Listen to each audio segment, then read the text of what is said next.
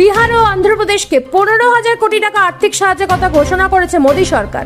এছাড়াও বিহারে একাধিক সড়ক প্রকল্পে বিশেষ বরাদ্দের পাশাপাশি অন্ধ্রপ্রদেশে অমরাবতীর পরিকাঠামো উন্নয়নের জন্য বিশেষ বরাদ্দের কথা ঘোষণা করা হয়েছে। অন্যদিকে এবারের বাজেট অধিবেশনেও বাংলাকে করা হলো বঞ্চিত। আজ ছিল তৃতীয় মোদী সরকারের প্রথম বাজেট। এই নিয়ে 7 বার বাজেট পেশ করলেন অর্থমন্ত্রী নির্মলা সীতারামন। বিহারে সেচ ও বন্যার জন্য মানুষ অসুবিধায় পড়ে, এর জন্য 11,500 কোটি টাকা বরাদ্দ করা হলো।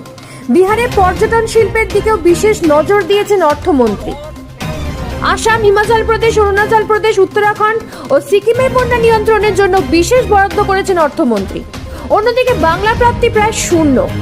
এই নিয়ে মুখ্যমন্ত্রী মমতা বন্দ্যোপাধ্যায় ও অভিষেক বন্দ্যোপাধ্যায় কি বললেন শোনাবো।